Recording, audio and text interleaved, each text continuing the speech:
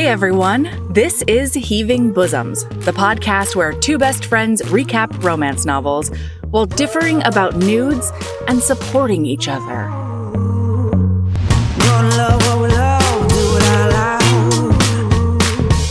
Stack our shelves with the clinches out.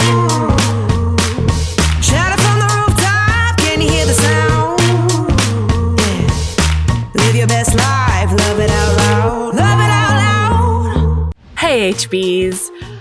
Okay, we cannot believe that it's already November. I hope you're finishing up your reading embraces for 2024.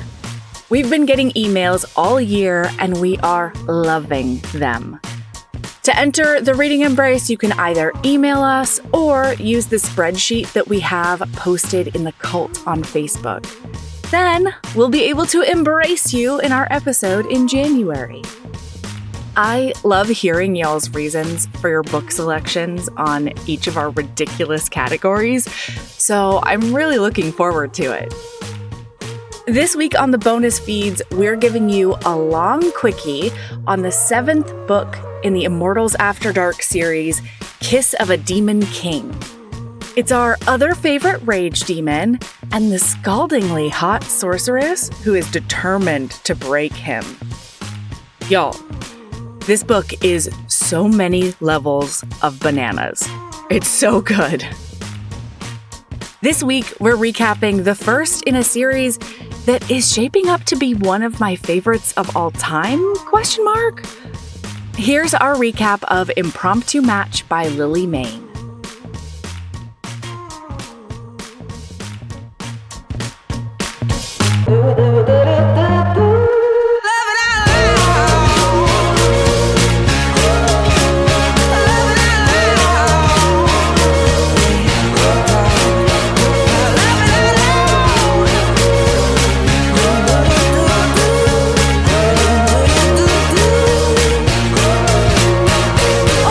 Sabrina. Oh, hello. Oh my God, look at us. We're not living corpses anymore.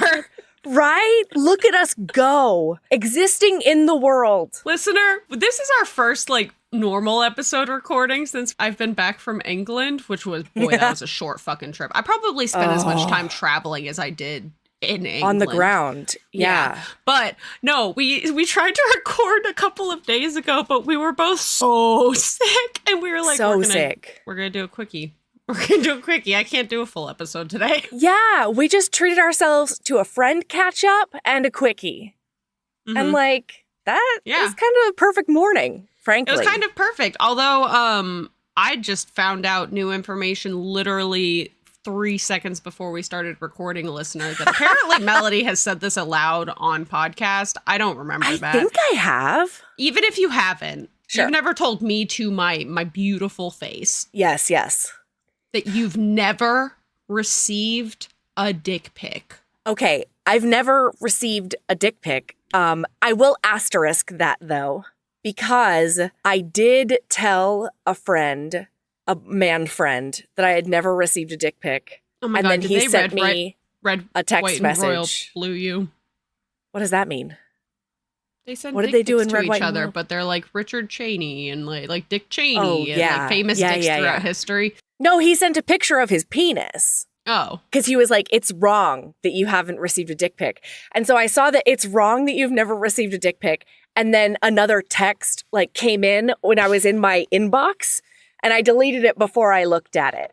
So I guess I have received a dick pic, but I have not seen a dick pic. Okay. The reason that this was so startling the reason this even came up, listener, is I mean, I'm a millennial woman in the world who dates men sometimes. Yeah. Yeah. Well, the reason that this came up, though, specifically is that I was telling Mel that I'm so excited. Me and this cute person that I've been kind of on and off chatting to for weeks just exchanged off-app information, except I have been literally stalked off of dating apps, so I don't give out my phone number anymore. I have to have met you or video chatted with you. Anyway, the point is I'm a fuckboy because all of these people are like, here's my cell phone number. Feel free to shoot me a text. And I'm like, what if we did Snapchat? It's a Snapchat instead. is the next rung on my ladder. Yeah, like Snapchat's next. Maybe Discord, depending, like maybe Discord. But like, I always feel like a fuckboy though, because I'm like, what if we did like Snapchat instead? And I almost always, and I didn't for this one, which is promising because he's had my Snapchat for more than 24 hours without the disclaimer, but I usually give the disclaimer to these people. If you send me an unsolicited dick pic, I'm blocking you. Good. And like I was telling Mel that the fucking sick irony of it is if you wait 48 hours, I'm a horny asshole and I will ask you for your dick. My God. Okay. Like, hold your horses, bro. Like, just wait for me to ask. Hold your horses. Yeah. Or your roosters, as the case may be. Sure. You know? Yeah, I've never received a dick pic. And I don't know. That's Do I just mind-boggling date to me. classy people? I don't know. I don't know what that's I don't about. believe that for the slightest. Yeah, agreed. Agreed. I love you, but like, I'm just going to throw it out there. I don't think that that's what's happening here. I also haven't received, boob pics. I haven't received like private part Well, and pics. that's the thing is it's no unsolicited pics, but also like it's not none. Like I don't want to see titties. I don't want to see pussies. Yeah. I don't want to see penises. Unsolicited. I don't know. I was trying to think of an IES word for penis. Because cockies, I don't like that. A dickie? Dickies. There's Doesn't gotta matter. be. Go ahead. I feel like there's got to be a slang out there for it. But like, I don't want unsolicited anything, right? Literally, Yes. wait 48 hours, and I will inevitably. You'll open the door to a pic. I'll is what open the you'll door do. to a pic because probably what'll happen is I'm gonna be like, "Would you like a picture?" Because I'm a nude sender. I love sending nudes and receiving nudes, and so like, Interesting. I have also What? never done a nude send. you've never sent. I have a whole folder of my favorite nudes that I've ever taken that are like That's my amazing. go-to. But anyway, Nope. I've never yeah, sent like a nude. literally, I just need wait 2 seconds and then you can send me whatever the fuck a picture of wherever you want your knuckles to be. You know what I mean? Like, I just Can I tell you the closest I got to sending a nude? absolutely. Okay. It was with my first boyfriend, long distance. We were long distance. And I don't know if he asked or what, but I have always been like weirdly high alert about that because apparently That's your line. revenge porn has always been in the back of my mind. You know what I mean? So I should be more worried about that. I have very, very recognizable tattoos. yeah. Well, okay. So what I did was I had a bra on. I had it was a fully padded. You couldn't see through it. there was lace on top of the pad. Okay. But I took a few pictures on my digital camera of me in my padded bra. On your digital camera. That's right. You're And then dating when yourself. I flew to go see him, I let him look at them on the digital camera. That's it. And then the worst thing almost happened. Because I thought I was being super safe, right? I thought I was being super safe by doing this, right? And then we go to Disneyland or something, and then we go to have lunch with his mom. And so I'm showing her pictures of the trip to wherever. And I very, very nearly almost clicked one photo too many into my bra photos. And thank goodness that didn't happen. No, you know how there are some people in the world where it's like, because like we don't even have to be sexy for me to send you like a sexy pic. Because like sometimes I'm like, I'm really proud of this picture. Do you want to see? No, this totally. Yeah. hot ass picture that I took of myself. Yeah. Some of them are, more risque than others. I'm just in the most fuckboyiest way possible. I'm just an appreciator of the uniform. Oh, yeah. Mhm. Yeah. You know what, though? I really liked the way the nudes were used in this book. And And it was like, at one point, one of the characters gets the other one flowers, and one of the reasons he sends is for your photography skills. I don't I remember love that it. part. Oh my God. Well, let's get into it. By the way, listener, Mel not only has a copy of my notes, Yeah, I doubt I'll use them. she has also listened to this book 3 times in a row. I listened to the first 87% of this book before I went to England Okay. and took notes on it, and then finished it after I got back from England and was sick, and I haven't looked over my notes once. Okay. Exciting. So we're just going at it, okay? Great notes, and I have no idea what's in there. I know there's a lot of quoting. Lots of quoting. The writing in this is so good. Okay, listener, we are doing Monster Dong WrestleMania by Lily Mayne. Yeah. Yeah, it's called Impromptu Match. Okay, Mel, I have to ask you, is this a perfect book? Is this a perfect book? Is one of my questions I have for you. Mm-hmm. The answer is yes. Okay, let me set the stage. This is single person point of view, first person. It is a rom-com. There's no third act breakup. There's no angst. It is just a fluffy, delightful, hysterical. So fucking funny. To I the kept point. having to pause. Yes. Because I was laughing so hard I was crying and I couldn't hear. Oh, I also have a question for you. Yeah. Melody, does Holt Hector in the audiobook sound like Bob Belcher from Bob's Burgers or Archer from Archer to you? Oh, I hadn't made that connection, but maybe. It's not the same. I did go check because it Okay. literally, the minute he came on in my ears, I was like, am I about to listen to Bob fucking Belcher dirty talk me? I did. I have no regrets. Love it. No, the audiobook is so good. And book 2 is a dual POV. And so they have 2 different male narrators. One of them is the narrator from book 1. Oh my gosh. And so shut up. He there is was perfect. almost- His he's so perfect. inflection. Yes. He was the perfect narrator for this book. Agreed. Well, and it was weird in book 2 listening because this narrator was like OG, Monster Dong WrestleMania for me.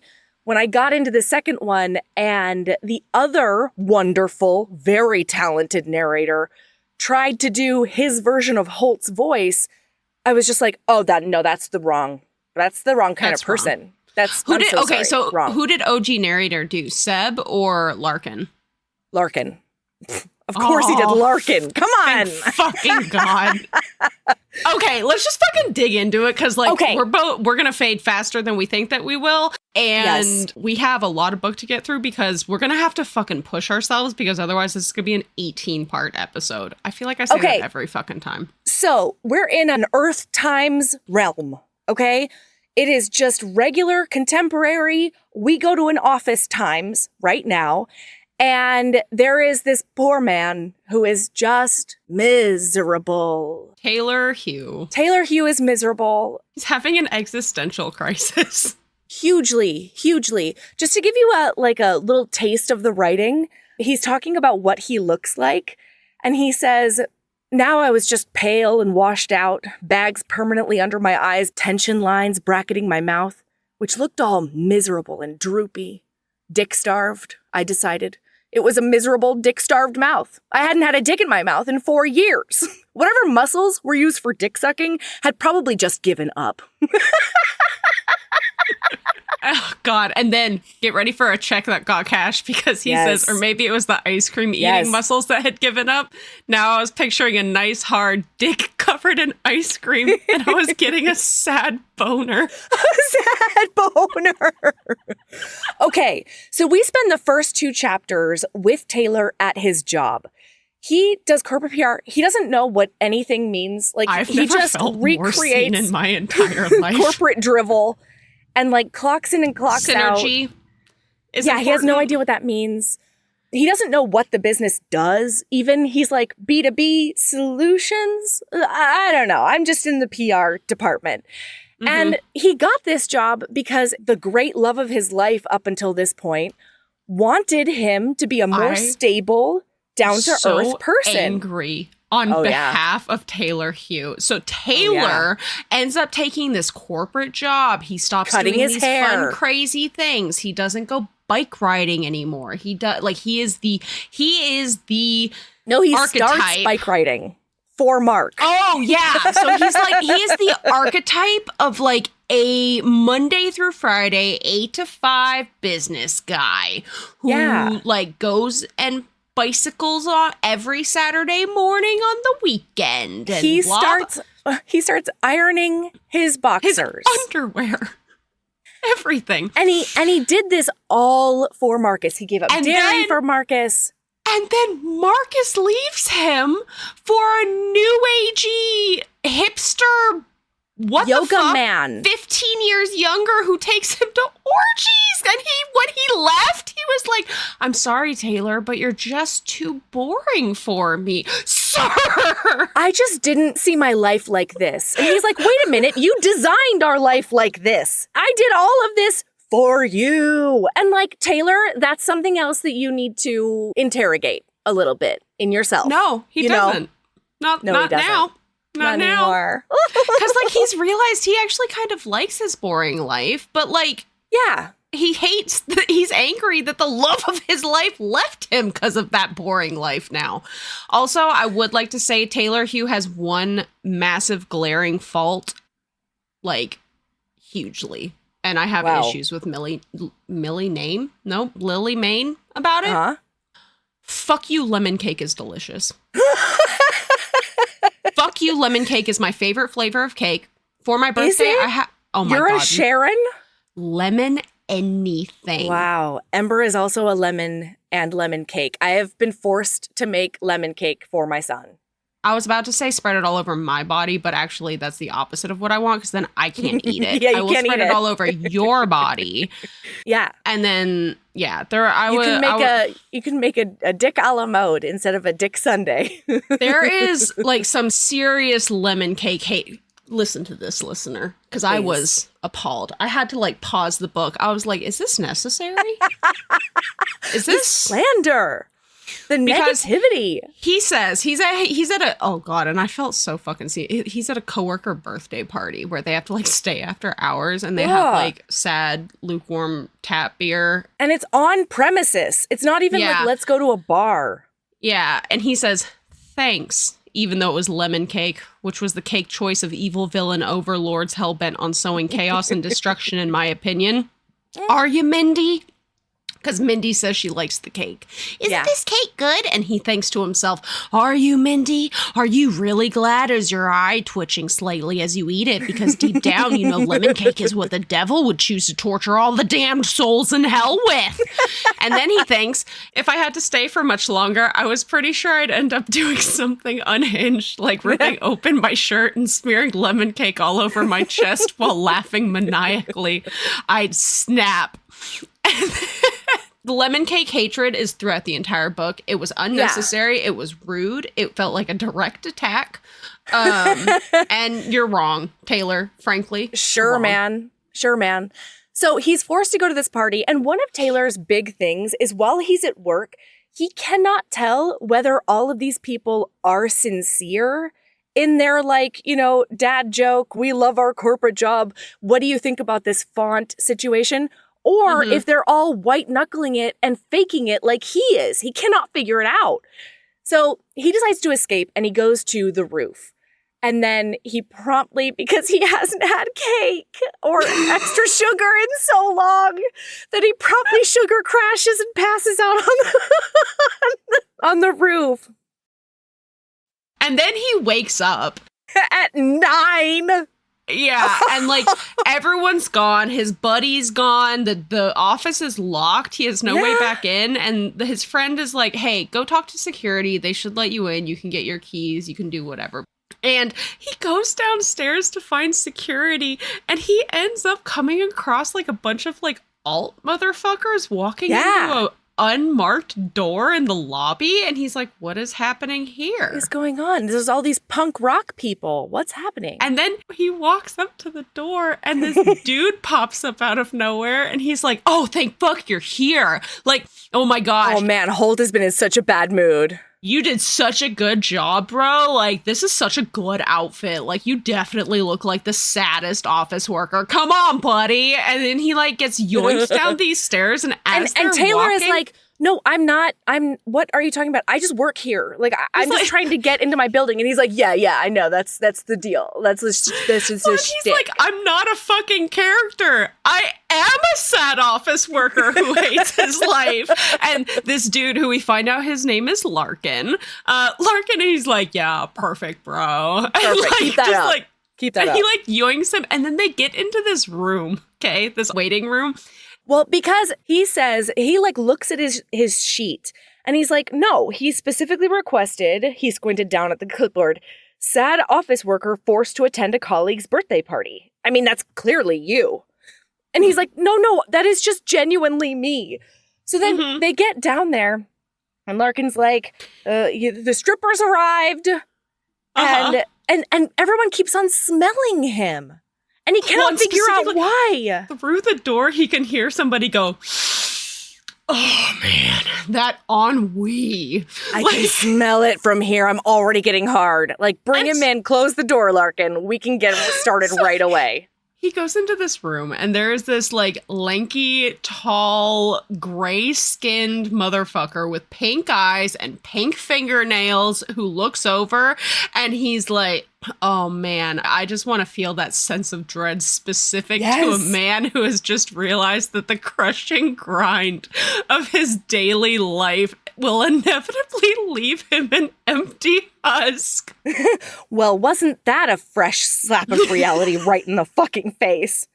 Yeah, take the tie off first, he purred, and tell me how it felt to stand in that sad, lifeless room with all your colleagues and realize you'd be doing it for another 30 years. And Taylor is like, what? He's like, yeah. Ooh, a life filled with little disappointments that you didn't even realize at first were wearing you down into this.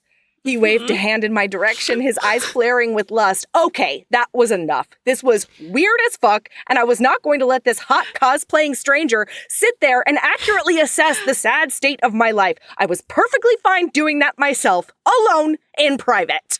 And so then Taylor starts that. He's like, you know what? Fuck you, dude. I'm not the dancer you hired. I'm not that person. I'm just a normal guy. And yes, I am depressed. And yes, I did have to go to an office birthday party. And yes, I'm boring. And you think I don't know how depressing my life is that I ironed my underpants and that I got the BBC iPlayer just so I can watch every episode of EastEnders.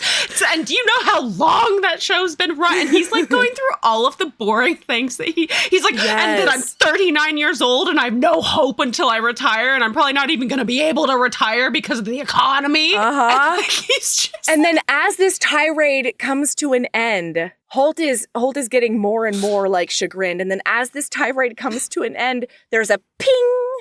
And he feels the party hat that he didn't know he was still wearing shoot off of his head. And he like finally is looking at it and he's like, so you're not the stripper.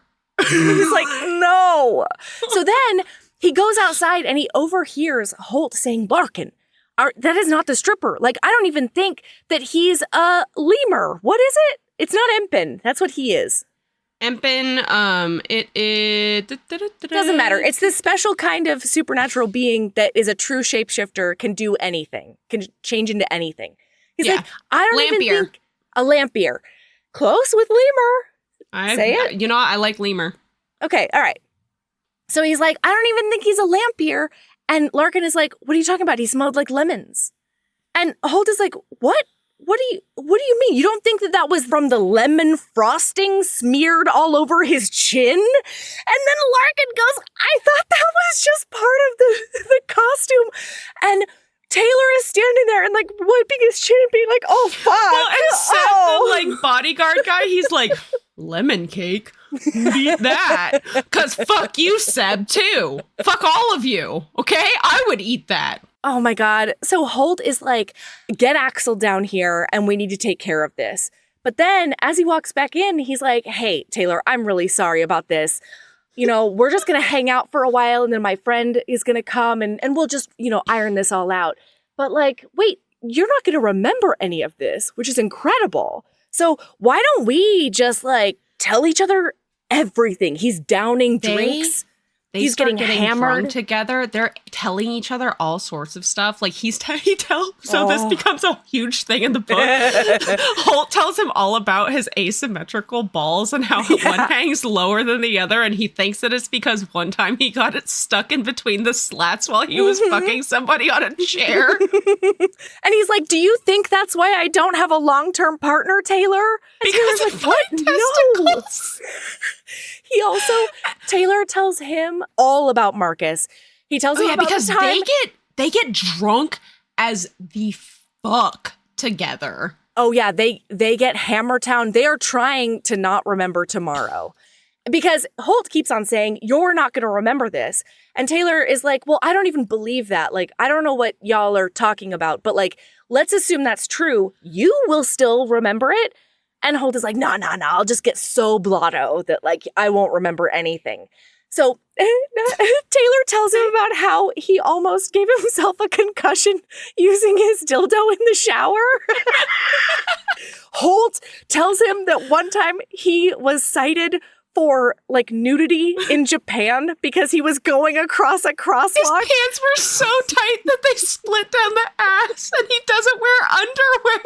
And so he says, an entire group of Japanese businessmen saw my butthole. Oh my God, this book is so fucking funny. And then they're talking about, like, why do you think we're alone kind of thing? And, and Taylor, so now they're eating ice cream, by the way. Dude, the drunk decisions that they make in this book, I felt... It was, wow. This is one of those books that you read and you can feel the hangover. Like, you, by proxy... Yes. It was hard to read those scenes because I was like, "Where's my ibuprofen? I think I need an eggnormous burrito from Burger King to deal with this hangover." I need to put one foot on the ground because the room is still spinning. Yeah, and so they're eating ice cream, and then they decide, and they're like, "Oh man, you know what would be great if we put ice cream on our dicks." Just to see what it looks like. They're like trying to get their dicks out, and then one of them was like, "I'm too drunk to get hard." Me and too, the other bro. one's like, we'll just hold it up. We'll just hold it up. I'm so sorry, Sabrina. I have to cut you off here because the phrasing is amazing. It says, "We'll just hold our dicks aloft." Well, and then, importantly, very importantly, while they're drunk as fuck, Holt looks at him and he's like, "No way. You're a total catch, Taylor. And you've got a fantastic ass. I noticed it when I was coming back into the room earlier." No, you didn't. No way. Yeah, I did. And your nice mouth and your eyes are really pretty. Honestly, if we weren't both totally wasted right now, I'd be hitting on you for sure. You would not. Look at you. You're like flawless. Ugh. Oh my God. I so am not. And yes, I totally would be. And that's saying something because I've never had sex with a human before, Taylor, but I'd totally bang you. Yeah. Very important. Oh, also, the real stripper arrived and Holt was like, "I'm actually in the middle of something. Never mind." Yeah, don't worry about it. Holt is an empath. And so he sort of piggybacks off of emotions. He's like the ultimate empath. And he's got gray skin. He's got long, blackish, pink, like a pink tinted black hair. He's got elf ears. And then his eyes are bright pink with like a wobbly iris. Like they're not quite perfectly circular.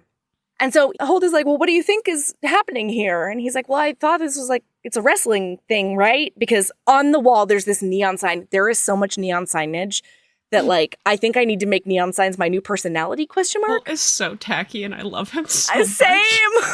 He is a diva in the best way. So there's a neon sign on the wall that says Goliaths of Wrestling. And he's like, "So this is your wrestling outfit, right?" And he's like, "Oh yeah, I'm Pink Eye." And he's like, "Okay." Anyway, so he wakes up at home. Well, hang on. We find out that night that as they're about to put ice cream on their penises, there's a knock, and Larkin pops in and he's like, "Hey boss, sorry, Axel's out of town for 3 weeks. So, yeah."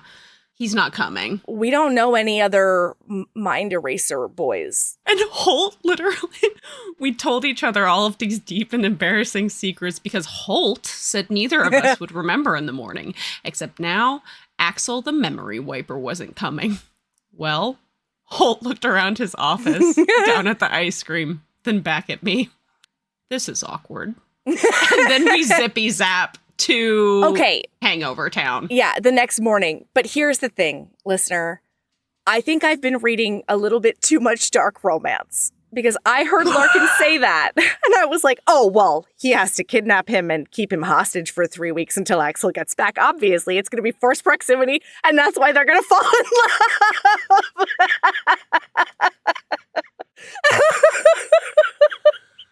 That's the only option I thought of. You know, Mel, it's just, I think the weirdest thing about hearing you talk about dark romance like this is you've definitely read some dark romance, but the specific hole that you've gone down recently is all because of me. Yeah. And it makes me laugh because I think now you read more dark romance than I do. Lately. Yeah, for sure. Yeah. I'm in my Silver Fox era right now, listener, so Mel's definitely reading the dark romance. I bet there's some Silver Fox daddy dark romance, though. Come on. Oh, I have it. I know several authors with it, but this specific series, oh boy. Is it delicious? Oh my God. I'm going to give you a quickie on it because I am so horny for these old men and they're young women. I can't help it. I'm so sorry. It's so fucking good.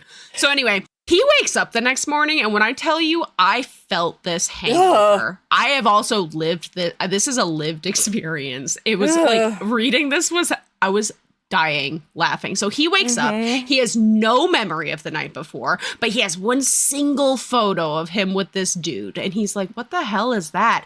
And then he says, I don't remember anything. Oh, I guess the memory wipe worked. Wait a second. That doesn't make any sense.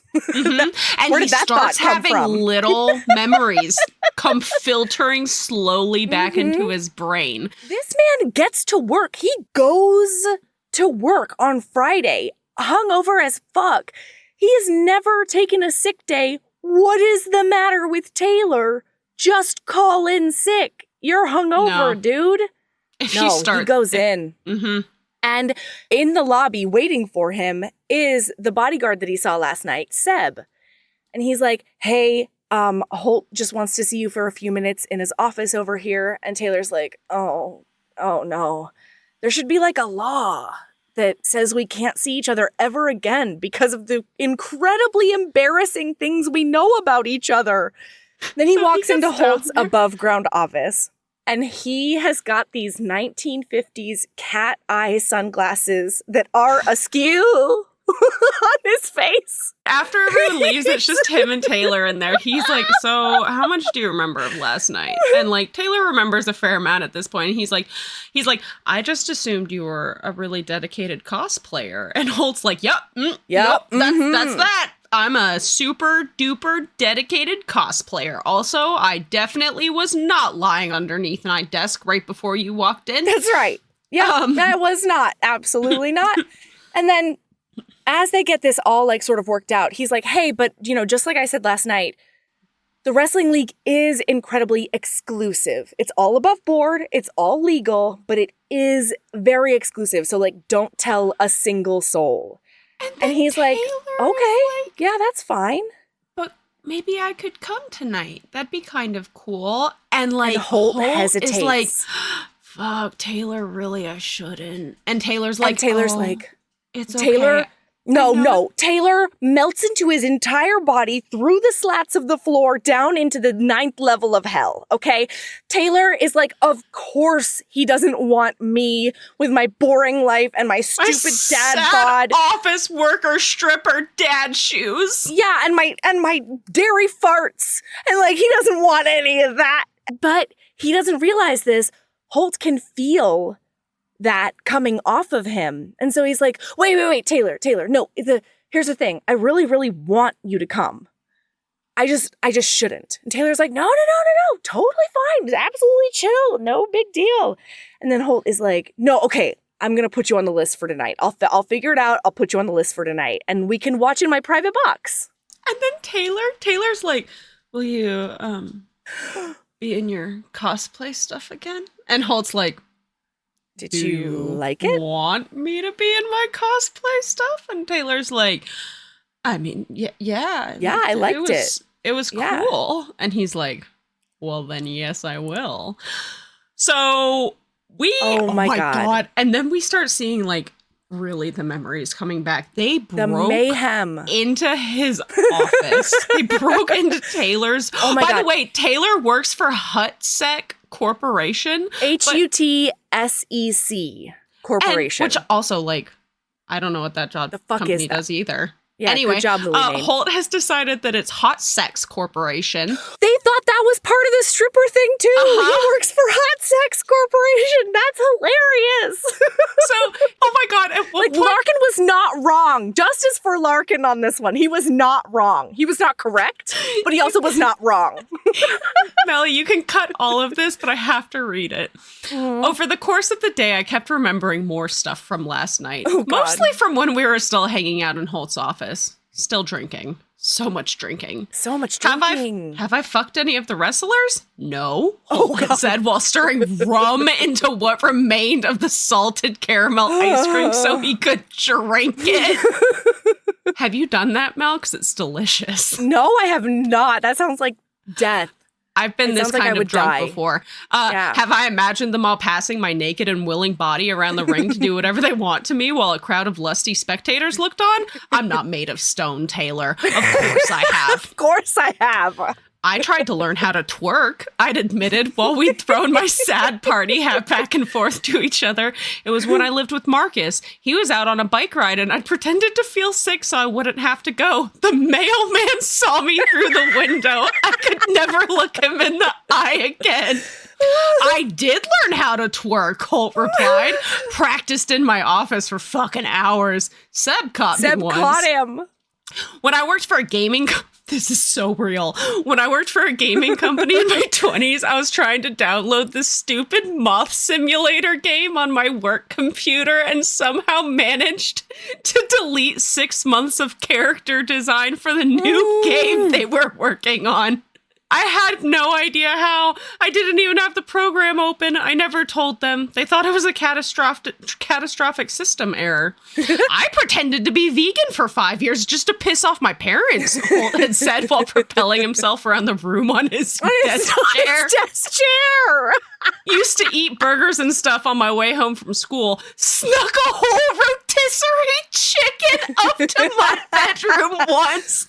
They are our people, Sabrina. I threw the carcass out the window when I was done with it. I've always wanted to know what a foot job felt like. I blurted at one point. I almost got arrested for indecent exposure while on vacation in Tokyo, Holt had said with a cringe. I was wearing really, really tight pants and I tripped on the Shibuya crossing, and when I went to break my fall, the back of my pants just split open. I'd run out of clean underwear, so I wasn't wearing any. A large group of Japanese businessmen saw my butthole. Why the hell had I made plans to... Wow, you already said all of this, but it's just so funny. It's so funny. And the way that it's just like back and forth, back and forth. When he gets into his office, he remembers that Holt grabbed a Sharpie and wrote Hot Sex Corporation over their company sign, like in the lobby of the office. They also farted in his boss's office. And when his boss went in, like he saw him, you know, like physically straighten as the smell hit him. Oh my God. Later on, he will tell Holt this, and Holt will go, "Oh no, that was my idea. I'd had one of those dairy farts brewing for a while, so Okay, so he spends all day working, but it's a little bit of a different day because not only is he, super hungover is the first thing, but he's looking forward to this, the outing. thought of having to talk about synergy and font types while the type of hungover Oh my God. that he is, that Oh my sounds God. like literal hell. Yes, absolutely. And he has to come back to this office building at 9:30 at night. And he's like, I am in bed at 9:30 at night. I almost didn't go, but he puts on his plain t-shirt. He got rid of all his graphic tees because Marcus said they were immature. He puts on a plain t-shirt and like and his dad's sneakers. New Balance sneakers is all I could see. Well, so he's like coming up on middle age. He's 39. Holt's 36. We have a mid to late 30s romance here. Yeah, we have an adult romance. It was beautiful. Yeah. And so he gets downstairs, right? He gets taken to Holtz's office, and when he gets there, he walks in, and Holt is in all of his glory. I'm so sorry. When he gets there, the guy that's checking the names off, he goes, "Oh, wow, you must have really wowed him. You're back again. All right, let me guess. Tired dad at a zoo." And he's like, oh, God. Wait, no. And then hang on. So he gets to the office. And then Corey, one of the wrestlers, walks in. He has pink nipple tassels, and he also wants to guess. And so he says, all right, let me try and guess what he requested. Man who knows he should have done laundry a week ago, but he's been too busy playing a first-person shooter for 48 hours straight. God, Corey, don't be so fucking rude. Holt snapped. And it's because, and this is even worse because he has just spilled a little bit of like soda on his pants and he was already like, oh my God, I'm about to tell Holt, like, I will just go. He's in the middle of saying, oh God, Holt, I shouldn't be here. I'll just go. When Corey bursts in to talk about the lineup or whatever. Well, and then Holt's so cute because he says, they're both assholes. You don't look like, you look really nice. Do you really not see how handsome you are? And then they have this like intense eye contact, and Holt's just a little bit taller, and their throats are like bobbing, looking at each other, and like they're so cute. And he's like, "Oh my God, was Holt not kidding when he was talking about my nice mouth and my pretty eyes and my fantastic ass?" Yeah. Oh my God. He might not have been joking. So then we're in the box. It's time to watch some wrestling. And somebody's holding a sign for one of the guys that says, "Step on me, High Lord Hottie." Because one of the wrestlers is High Lord whatever the fuck. Like Faye High Lord of something. Like this is... It's all supernatural creature wrestling. So it's not only like their supernatural abilities, but it's also like the scripting and like crazy outfits of WWE wrestling. Yeah. And so Holt is trying to sort of explain the weird moves that are happening. Like High Lord, whatever the fuck, he raises up into the air. And then he flies into the ring. And Taylor's like, how did he do that? And Holt is like, really good rigging. It's rigging. And then under his breath, he's like, I told him not to do that tonight. And then he's like feeling like awkward, and like Taylor is like awkward and like a loser because he realizes that Holt asked them to tone it down tonight. And he's like, oh man, Holt didn't think that I'd be able to handle just a normal wrestling. I'm such a loser. I shouldn't even be here. He's like, did he think I was going to get the vapors and swoon? And then he's watching the crowd. And this lady that he recognized from the line the night before walks into the crowd and immediately turns into a giant lizard. And he's like, he passes out. He does. He gets like, the vapors. And when he finally comes to, Holt is like petting his head and like taking care of him. And he's like, I'm so sorry. I'll have Seb take you home. And Taylor's like, oh my God, these are monsters. This is real. All of this is everything you said last night is real. Well, and Holt's like Holt can't keep it together at all. Like Holt is just set up to fail from the beginning because like Larkin comes, does the whole thing in his human skin, and then he leaves to take the dog out or whatever. And then when he comes back in, he's blue and he has wings. And Holt is like, I told you not to change. Like, we talked about this. You were not supposed to change at all. And Larkin is like, my wings were itchy. And Taylor's like, oh, were you wearing your wings under your business stuff? And he's like, yeah. And so like Larkin's not even trying. And as he goes through all of this, he's like, holy shit, this is real. Yeah. And then Holt is looking at him and he's like, I'm sorry. I really wanted to hang out with you again and you wanted to watch the wrestling, so I thought I could try and stop you from realizing. I don't want you to freak out, Taylor. And Taylor's like, I totally understand, but like, so this is true. Like, you're not human. This is what you look like. And he's like, yeah, it's true. I'm not human. None of us are. And then he's like, oh my God, he actually could have wiped all of my memories. And like, it's just so cute because Holt's like, I know, and I'm so sorry. You're really cool, and I really wanted to hang out with you again, and you're so fun. It's the exact opposite of what Taylor has been thinking. Boring Taylor Hugh. Nobody's interested in him. But this like hot monster is. And what? And then we get our first kiss. Yeah. It's amazing because Taylor's looking at him, and he's like, oh my God, this is his actual face. That's like weirdly hot. And then they're like smiling at each other. And then he says to Holt, he's like, I like the way you look at me. I like the way you look. And Holt's like, yeah, really? And he's like, yeah, really, really. And he's like, and in his head, he's like, he's too hot and interesting for you, Taylor. There's no way he would ever. And then Holt lunges his happy ass right at him. And now they're grinding, dry humping on this fucking couch. It goes from zero to 100. They're like clothed, frothing, and like kissing like crazy. Holt gives him a hand job, and this is when Bob Belcher starts dirty talking us. He's like, fuck, Taylor, I want you to sit on my face and dip your balls into my mouth. Like, he has the most... His dirty talk is so funny to me. He's just like a fountain of dirty talk, and like he has no filter on it. Like, there's nothing on it. It's great. And then at some point, don't they like, I think he's giving Taylor a hand job, and then Wait.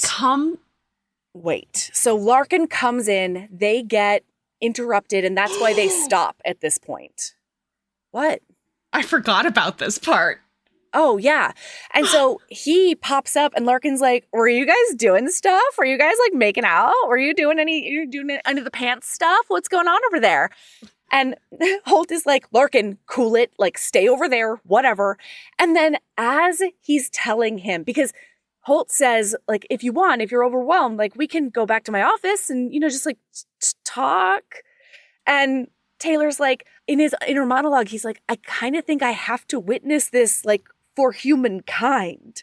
Like, nobody gets to see this. So he's like, no, I want to watch the wrestling. And Holt cannot contain himself. So he's telling him about the wrestling while like giving him an over the pants hand job. And then Larkin is hilarious. And he says like really inappropriate stuff about about his coworkers, the wrestlers, being like, oh yeah, his name is the Rolling Rimmer and he's a ghoul and he's got a 3-foot long tongue and like think about what that tongue do, And then he starts talking about Dan the Headless Horseman basically, and he's like, can you imagine just like riding him while also getting sucked off? Like, yes. Like, oh my God. So like all of this is going on, and then Larkin says something about like an orgy or something. And Holt is next to him and he's going like, yeah, you'd like that, wouldn't you, Taylor? Thinking about all these wrestlers naked and all over each other.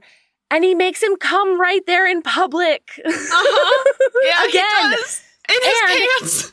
He realizes, because he's dirty talking him and he's like, oh my God, I can feel everything you're feeling.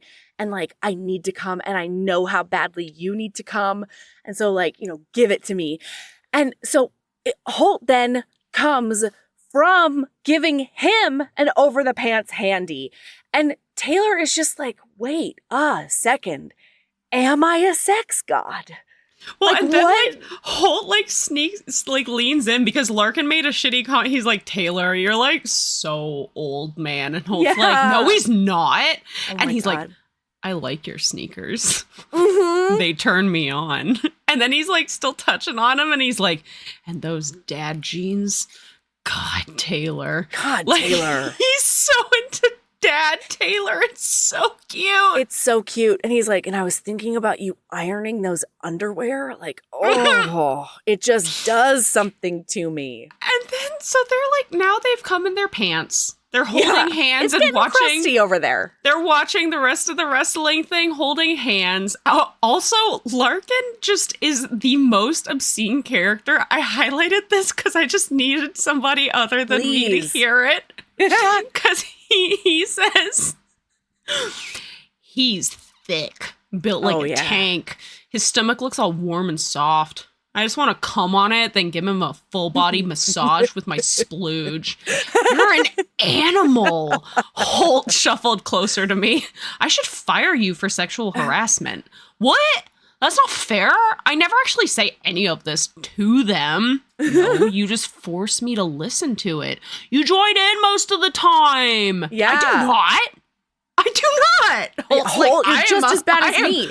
I am perfectly. I respect these wrestlers. And then Larkin says, your very first job for me as your assistant was to rank the wrestlers from hottest to like least most hottest or whatever. Bone to not bone. Yes, that's what it was. An Excel spreadsheet. And then he says, and then you sent me yours to compare. Yeah. Oh my God, it's great.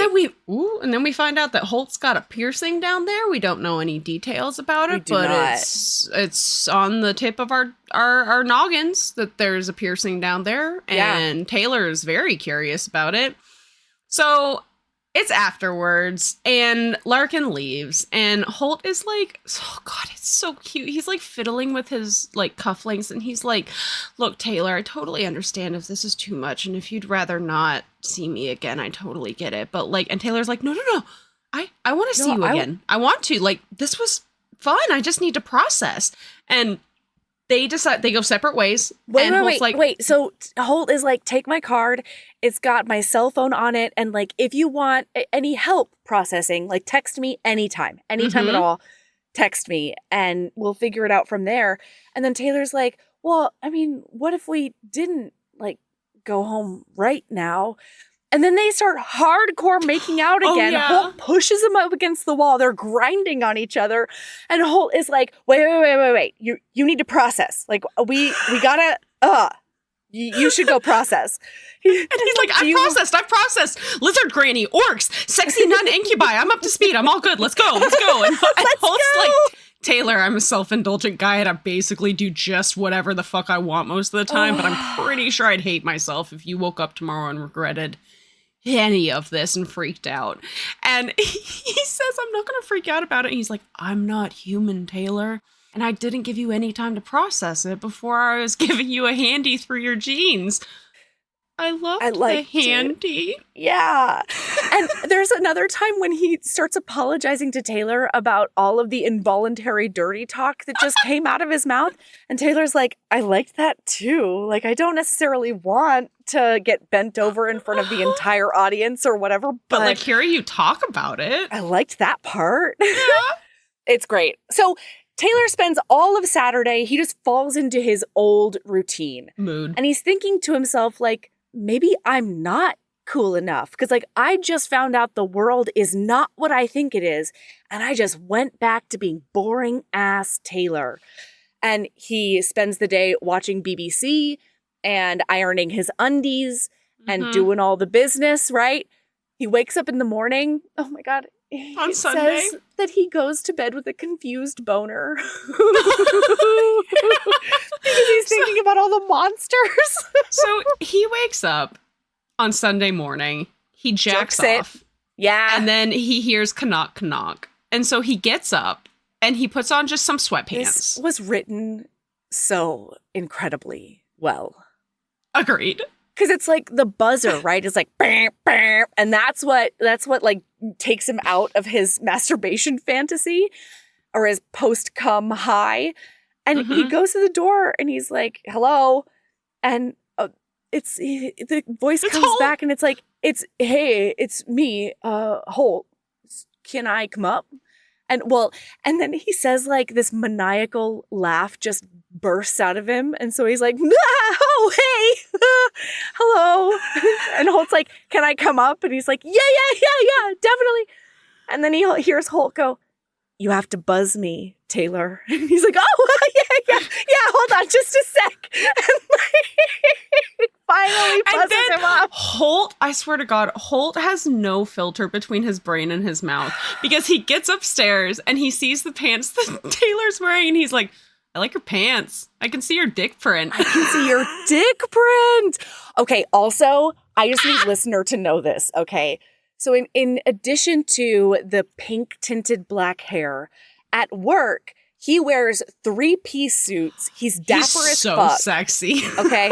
Then his like extracurricular outfits are the tightest black jeans you've ever seen in your life, a really, really tight t-shirt that is merch from the wrestlers that has like titty tassels on it, has a picture of titty tassels, and then a pink fur coat and his 1950s cat eye sunglasses. And like, I bow down.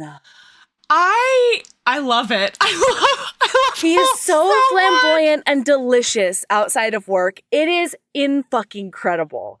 And Taylor thinks so too. And so Taylor's like, hi, what are you doing here? And he's like, well, you didn't come last night to the wrestling. And he's like, oh, I didn't know I was invited. And he's like, yeah, Taylor, you're on my list, like permanently. You're on my list. And Taylor's like, oh. And he's like, yeah, so I thought I'd come and, get you breakfast and help you process. Mm-hmm. But then he can see an ironing board in Taylor's bedroom. And he's like, were you ironing all your boxers last night, Taylor? And he's like, yeah. And Holt's like, God, that's so hot. Like, Holt is unironically, unabashedly so turned on by this whole thing. And this made me so fucking happy because Taylor is at his lowest right now, right? Like when he's going to the door, he realizes that he accidentally grabbed the sweatpants that says open for business on the butt that he accidentally bought one time. And so he's been like moving around the apartment so that Holt can never see his butt. And like, he was like, oh my God, my shoes are right there. And like, you can see the ironing board. That's so fucking embarrassing. And he's berating himself about how uncool he is. And then Holt is just like, oh God, that does things to me. Oh man. Well, and then he's like, did you just come before I got here? Because you've got that certain hint of satiation that comes from the freshly orgasmed. And he's like, yeah, I was thinking about you while I did it. And he's like, oh, fuck yeah. Yeah. Oh my God. There are so many times when Holt just says, Taylor, you minx. And this is one of those times because you cock tease. Yeah, because Taylor like doesn't really know what to do with himself. And he just sort of blurts, I'm not wearing underwear. I'm a Taylor. I'm a Taylor. Like, okay. Holt has no filter, but he's suave. Yeah. Taylor has no filter, but he's an awkward you would think panda. He's never interacted with a human being other than his parents. He's a whole awkward turtle. It's so cute. So then Holt goes down on him. Yeah, like a champ. And then Taylor returns the favor. By the way, Holt has a sexy copper tinted penis. Yeah. So he's all gray on top. And then he sort of ombres into copper on the bottom. That means that the shaft of his penis and like the foreskin is gray, but then when he gets hard, it's got a copper tip and he's got copper balls and then he's got copper legs and a copper butt. So Taylor's going and Holt is like, oh man, your dick sucking muscles are in excellent condition. Oh my God. And then Taylor, wait, I have to read this part because it just made me I think we're about to read the same highlight. So Go for happy. it. Yeah. So Holt is like, your dick sucking muscles are just fine. And in Taylor's inner monologue, he's bobbing hard, okay? And he's like, yeah, that was right. Unassuming Taylor Hugh with his ironed underpants and dad jeans and unfashionable sneakers was still a pro at sucking dick. My dick sucking muscles were the strongest fucking muscles in my whole body. I could probably lift a car with them or something. Oh. And then, like, he finished. Oh my God, we didn't talk about this, but I have to bring it up because when they were drunk together, he told Holt all about the weird cum noise Marcus makes. Yes. And Like so a chicken. Holt comes. Like a dying chicken. Holt comes and he's like looking drunk and dazed on the couch, and he's like, Did I make a weird cum noise? And no, I said quickly, even though it had been a little weird, but I liked it. He narrowed his eyes at me. You'd tell me, right? Oh, I don't even care. And he's like, yeah, it kind of sounded like you were choking on cough drops, but I really liked it. Like, I really liked it. Mm-hmm. And then he also split his pants again. Just like climbing over to suck his cock. Well, and so we find out Yeah. the piercing is on Holt's balls. So he Yes. has a piercing on his balls, and he is so nervous. So he tells him about this, and Taylor goes, can I see the piercing? And Holt's like, okay, but like, remember the sun lounger thing? I seriously Yeah. think that incident like changed the composition of my nutsack. It's like a medical condition or It's like something. a medical thing. And then he's looking at it, and he says, he's looking at the piercing along the seam of his ball sack, and Taylor goes, I like it. And your balls are totally symmetrical. I mean, yeah, they might be when I'm lying down, but look, he scooted up and stood up from the couch and tucked his pants down a little more before widening his sack. This is his stance, so I could clearly see his sack hanging between his the weird legs. halo. Weak morning light from the window behind him framed them like some weirdly erotic halo. See? He gestured dramatically at his balls. I'm cursed with a lopsided nutsack. I thought the piercing might even them up a bit, but it just made it even more obvious. They're fine, Holt. The right one did definitely hang lower than the left, but I liked it. Well, I mean, I'd have no opinions on it, but because they were Holt's balls, I really liked it. They were Holt's balls, and so they were perfect, is what they And were. He's like, oh my God, I split my pants. I need to borrow some pants. And Taylor's like, yeah, let me go grab you some. And without thinking, turns around and Oh my goes to God. do it. And Holt's like, the ones you're wearing, the ones that say open for business, those are the ones that I want. And Taylor's like, I'm wearing them. And Holt's like, I just came all over them. And Holt's like, I don't care. Those are the ones that I want. Holt says, you think that's going to deter me from wanting the sweatpants?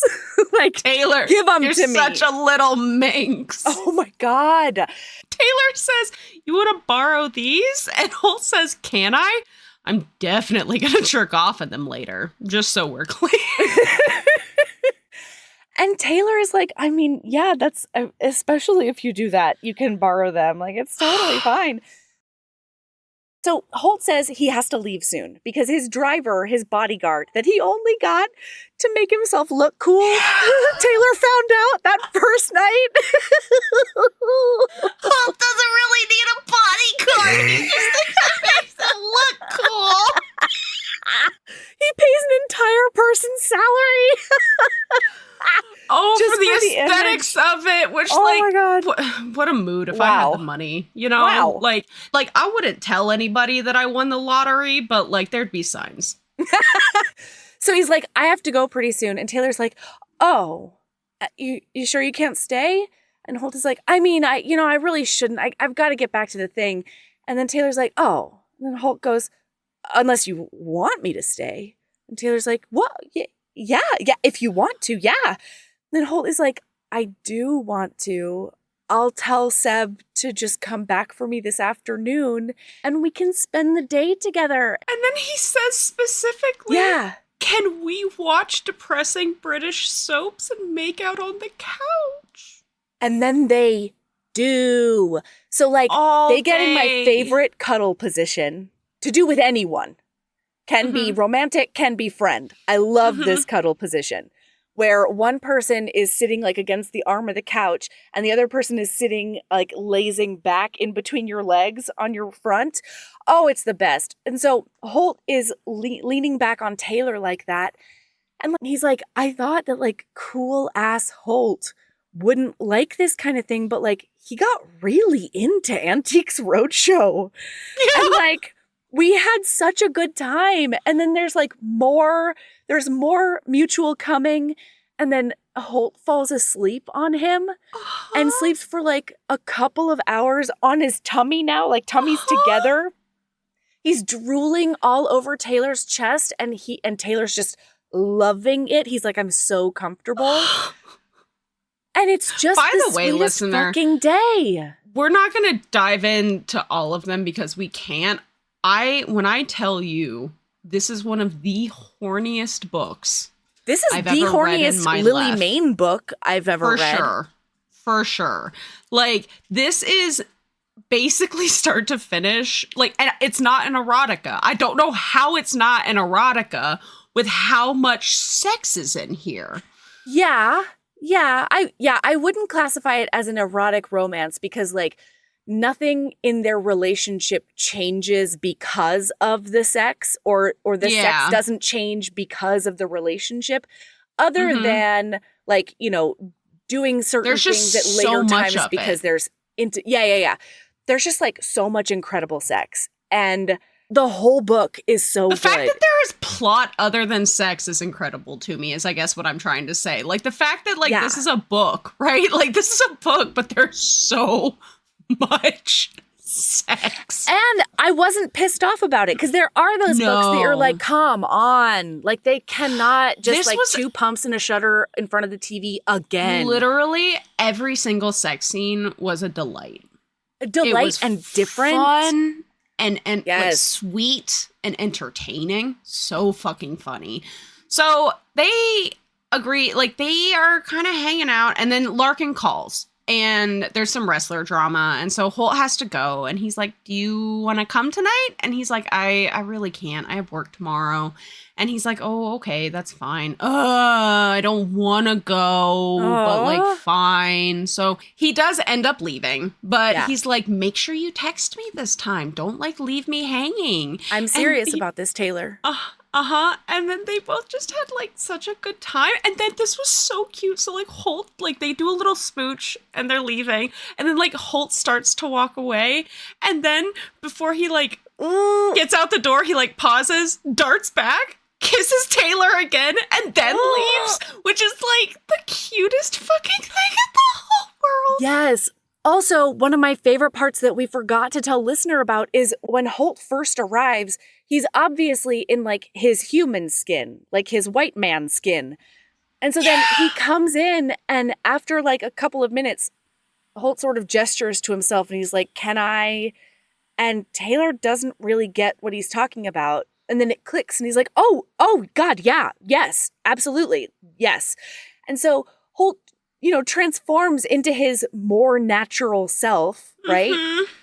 And the way we understand that Holt was worried about this human not liking his monster skin, his natural skin, and then seeing all these teeny tiny little moments when he realizes that like Taylor doesn't just like tolerate or accept him, but like loves the way he looks in his more natural skin is so deftly written throughout this whole thing because we never get Holt's point of view. No. And yet you can see it happening from Taylor's. It's really good. So then we zippy zap. It's the next day at work. Taylor is sexting at work for the first time ever. Oh my God. They're sexting each other and he's like, I'm terrible at this, but like Holt seems to be into it, and seems like it's that's working. Wild. And then Holt shows up. Oh my God! His office as a delivery person. Oh my God! It was great because while they're sexting, Taylor's like, "So are you coming to work or whatever?" And he's like, "Yeah, I got a couple errands to run first, and then I'll be at the office." And his first errand is to dress up as a delivery boy and deliver him a whole huge thing of sunflowers. I need you to know that when I imagined this, the booty shorts. I imagined like stripper version of like FedEx delivery with like a skin tight brown short sleeve button up and like the bootiest. I thought blue, but that's fine. That's fine. Blue works too. Bootiest booty shorts. Oh my God. Okay. When he does this delivery, Taylor's like, do I need to sign for it or something? And Holt's like, nah, but somebody's clearly really into you, huh? And Taylor's like, I guess so. Oh my God. And so throughout the week, they're like texting every day. Well, and and like, they'll randomly they're see each obsessed other. with each other because, like, that first day at work, he gets downstairs and Seb is standing there, like, "Hey, Holt was wondering if you wanted to have dinner with him." And then they are just listener. When like this was so natural and also so fast, but it didn't feel. It felt real. This is exactly how this kind of shit happens when you meet somebody that you click with like this. Like, you're just.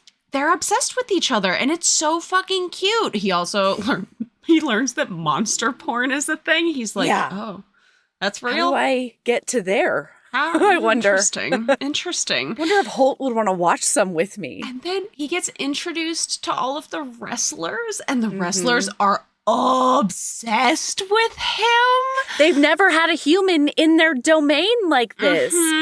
And they're hitting on him hard, but like good-naturedly. You know, they're not like weird about it, but Taylor is so buttoned up and thinks he's so unattractive that like he's really awkward about it. And Holt is really proprietary over him. Oh my God, and he's so like grabbing possessive. his butt. Yes.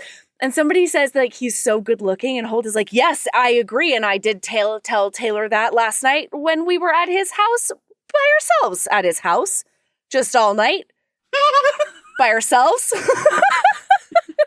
So then they go downstairs. Holt keeps a cock sleeve and lube in his office. Oh my God. Before they order dinner, they're like, Larkin, go find something to do. This book is so horny. I forgot that was Monday. This happened on a Monday. This is 3 days later. And this is wild because Holt has him like get up on the desk and put his feet, like his heels up on the desk too. And he's working him with this fleshlight. And then he says, I'm going to sit down and I'm going to watch you. So Taylor starts going at it himself, and then he takes it off. And Holt is like, well, what are you doing? He's like, I just want to try something really quick. So he ties Holt's hands to the chair, and he says, I want to see you come without touching your dick. And he gets right back up there, just legs splayed, asshole out, jerking his dick. Can I tell you? Yes. I've never felt more seen in my life than this line. Yes. So he's on top of the desk, right? And he's like using the cock sleeve on himself. He's like messing with his asshole. Holt is super into it. And then it says, so Holt's watching. My body screaming in protest. I tightened my non-existent stomach muscles into a crunch so I could clearly see his cock. I didn't want to miss it. I was trembling wildly, so hopefully he didn't notice the way my muscles shook in protest. I could only hold this position for like 10 seconds tops. So I pushed my finger, and so he's like desperately trying to get Holt off while holding himself up. And like the vibe of being seen, because you're watch him shoot. Yeah. You're like, let me do this weird sex position that like I know is gonna get this person off. I'm gonna do this weird thing, but like I'm here 10 seconds tops. Yeah. Like I need you to come. Like, now. Like right now. I can't hold this. And Holt does not disappoint, okay? Oh my God. And then we get post-orgasm torture. Yes. In the best kind of way, because he takes that fleshlight on Holt's still hard, just cummed cock and fleshlights him. Makes him come again. Oh my God. They untie each other. Then he has to ask his bodyguard to get them some merch that they can wear because all of their clothes are covered in cum. He tells Seb to get the tiniest shirt possible for Taylor because he wants to see him in the tiniest shirt possible. So he's in like dad shorts, dad sneakers, and then like basically a midriff top with the nipple tassels. And a cowboy hat for Dullahan Dan, the Headless Horseman. Also, I saw when I took the kids up to visit my brother last weekend, I stopped on like the side of the road. I went because after reading these two books and starting the third, which Dullahan Dan, the Headless Horseman, is one of the people in the third book. He's one of the main characters. I know. And Holy then he's shit. he's with his stuffy With a neighbor. ghoul. They've been neighbors for like 3 years. Yeah. Listen, I literally could not start the next book because I knew that I wasn't feeling well and I knew that I'd get shit mixed up if I read the second book Absolutely, and all of that jazz. Literally, it is Friday night and we're going to be done recording early because we started early because we're both sick assholes. I'm Yeah, going to and we're go. geniuses too. I'm going to go. I am starting that and I'm just going to sit here and play Sudoku for like 3 hours. I mean, there's nothing that seriously. can stop me.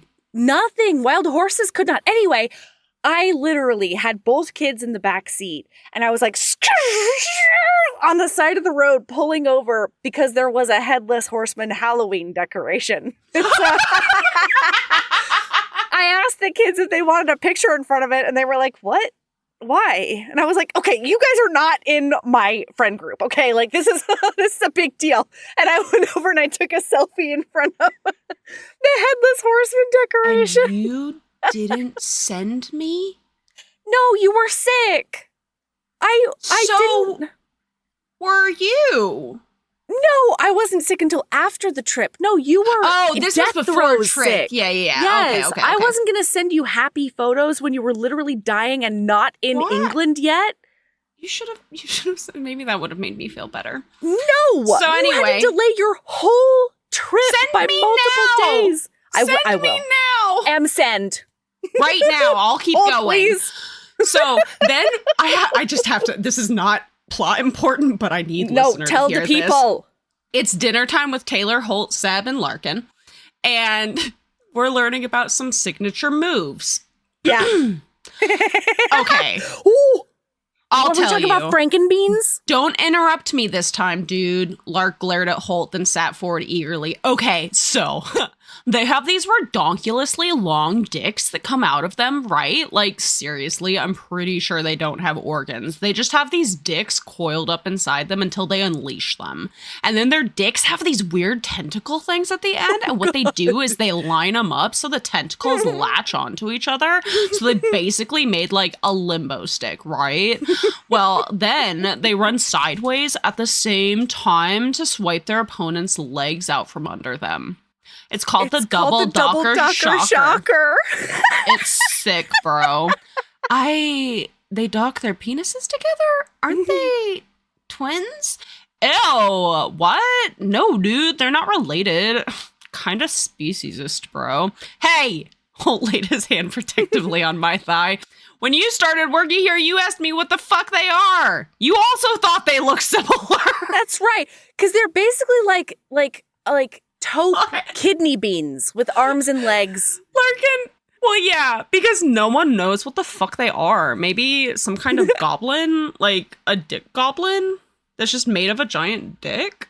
That's what they are, listener. Yes. And like they are such funny characters because Taylor still doesn't really know to this day whether or not Frank and Beans know that this is all scripted and that it's not real. Oh my god, at one point, I don't know when this happens, but they like walk out into the like arena at some point and turn on the lights, and in the dark these two little like both like, "Oi!" jumping dick beans are like oi, and like bouncing around. We were doing in the dark karate. Like Frank and Beans are so much and I love it. I love Well, it. and the best is their favorite to fight is Corey, who's like a giant orc. He's like the diva's diva. He has a little tiny fluffy Pomeranian dog, and he's the one with the nipple tassels. Yeah, he's the tasseled tussler. Oh, And his God. signature move is Captain Morganing his opponent as they're on the ground and flexing his pecs so that his nipple tassels twirl. Oh my god, it's the best.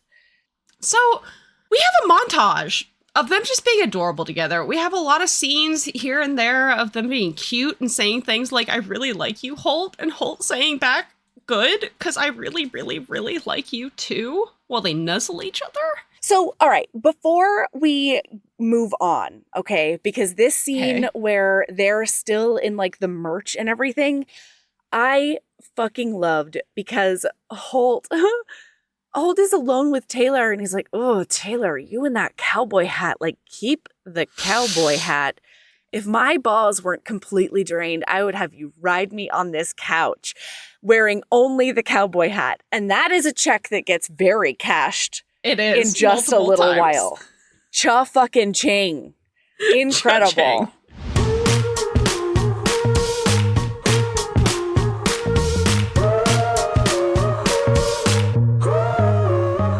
Thank you for listening.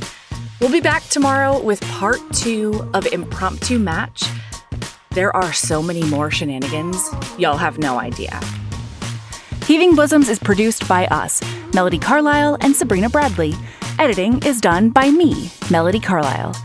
Our theme music is by the incredible singer-songwriter Brittany Fonts, and our art is by the ultra-talented author Kate Pryor. If you like our show, remember to follow us on your favorite podcast app, rate us 5 stars, and leave a review. That one small action is a huge way to help the show. If you want to get in touch with us for advertising inquiries or anything else, you can email us at heavingbosomspodcast@gmail.com. If you want more of us, visit patreon.com/heavingbosomspodcast. You can also find us on Instagram at Heaving Bosoms, on TikTok at Heaving_Bosoms, and in our Facebook group, the Heaving Bosoms Geriatric Friendship Cult. See you tomorrow.